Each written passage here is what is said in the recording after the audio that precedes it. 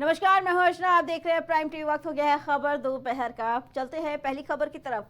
पूर्व प्रधानमंत्री मनमोहन सिंह का बीती रात 92 साल की उम्र में निधन हो गया, जिसके बाद उपराष्ट्रपति जगदीप धनखड़, प्रधानमंत्री नरेंद्र मोदी, गृह मंत्री अमित शाह, कांग्रेस नेता सोनिया गांधी, लोकसभा में विपक्ष के नेता राहुल गांधी सहित कई दिग्गजों ने पूर्व पीएम मनमोहन सिंह के पार्थिव शरीर के अंतिम दर्शन किए।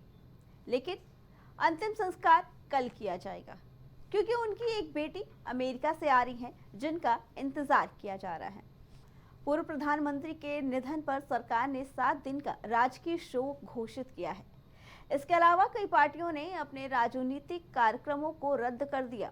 बता दें कि बीती रात बेहोश होने के बाद मनमोहन सिंह को दिल्ली एम्स में भर्ती कराया गया था, जहां 9:51 पर उन्होंने अपनी अंतिम सांसें ली। डॉक्टर मनमोहन सिंह का दुनिया से जाना भारत के लिए यकीनन ही अपूरणीय क्षति है।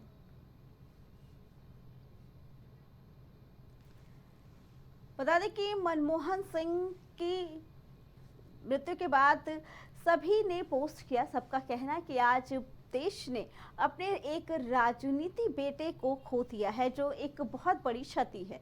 इसी पे आगे जानकारी देने के लिए हमारे साथ हमारे संवाददाता राजेश जुड़ चुके हैं।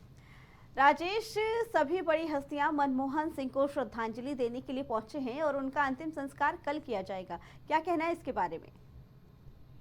बिल्कुल अर्चना, जिस तरीके से पूर्व प्रधानमंत्री मनमोहन सिंह का इंतकाल हो गया कल, और जाहिर सी बात एम्स में हुआ है, और जाहिर सी बात है कि उसको लेकर आज पूरा देश गमगीन है, क्योंकि आज देश जो है एक नेता को नहीं, आज देश ऐसे सपूत को खो दिया है जो हमारे देश की आर्थिक रीढ़ की हड्डी था।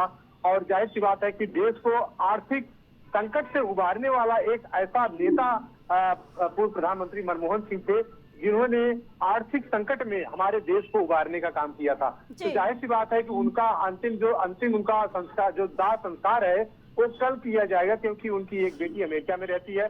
जब तक वो नहीं आती है, तब तक उनका दाह संस्कार नहीं किया जाएगा। इसलिए कल के लिए उनका दाह संस्कार करना निश्चित किया गया है, और कल उनकी बेटी भी दाह संस्कार में उनके मौजूद रहेगी। साथ ही साथ आपको बता दें कि भारत के जितने भी बड़े नेता हैं, आला हस्तियां हैं, चाहे बॉलीवुड की कहें, चाहे क्रिकेटर की कहें, या फिर राजनीतिक हस्तियों की बात करें, तो सारी राजनीतिक हस्तियां वहां पे मौजूद रहेंगी। और सबसे बड़ी बात यह है कि आज देश उनके जाने के बाद उनकी कमी को महसूस कर रहा है, और आज पूरा देश उनके जाने के बाद गमगीन है कि एक आर्थिक जो कहते हैं कि जिस तरीके से उनका जाना हुआ, कहीं कहीं देखा जाए वो हमारे देश के लिए बहुत बड़ी क्षति है। यहाँ तक कि उनका नाम देश में नहीं, विश्व में भी लिया जाता था, क्योंकि वो अर्थशास्त्र के जनक कहे जाते थे।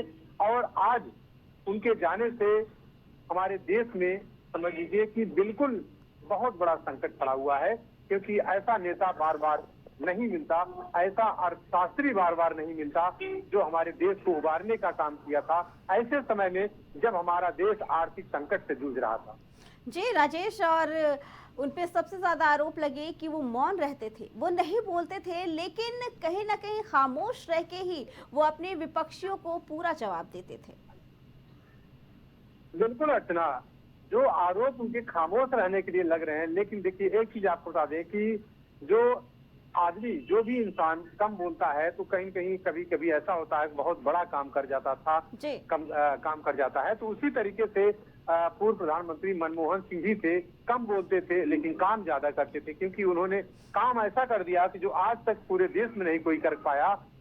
जिस समय हमारा देश आर्थिक संकट से जूझ रहा था, तो हमारे देश को आर्थिक संकट से उबारने का काम पूर्व प्रधानमंत्री मनमोहन सिंह ने किया। तो ऐसा काम करने वाला अगर कम बोलता है, उसको कम बोलना नहीं कहा जाता, क्योंकि वो कम बोलते हुए बहुत बड़ा काम कर गए हमारे देश के लिए। जी बिल्कुल। जी राजेश, आपका बहुत बहुत धन्यवाद। बता दें कि मनमोहन सिंह पे लगातार ये आरोप लगते थे कि वो नहीं बोलते थे, लेकिन उनका कहना था कि मेरा मौन रहना ही मेरा सबसे बड़ा जवाब है, क्योंकि मैं अपने कामों का जवाब नहीं दूंगा, इतिहास मेरे कामों को